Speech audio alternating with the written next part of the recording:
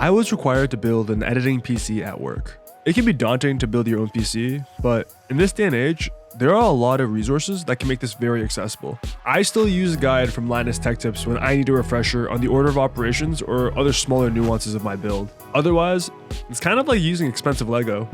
The process goes something like this. Get your motherboard set up, drop in your CPU, install your RAM.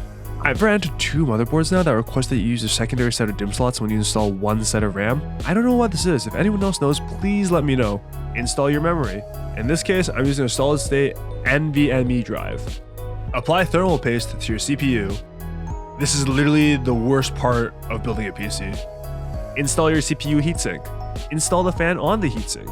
Prep the chassis for the hardware install. Assemble everything in the case and plug in all of your corresponding connectors.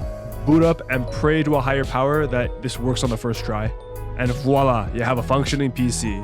I don't really anticipate building another PC in the near future, but it's fun to think about tackling new challenges like building a mini ITX tower or a dual boot system running Windows and Linux. If money wasn't a factor, it'd also be fun to dabble into a higher price point for media server related purposes. I've always wanted to set up my own personal local cloud storage. If you have any thoughts, leave them in the comments below. I'd love to hear what you guys think and get some feedback. Thanks for taking the time to listen to my workflow.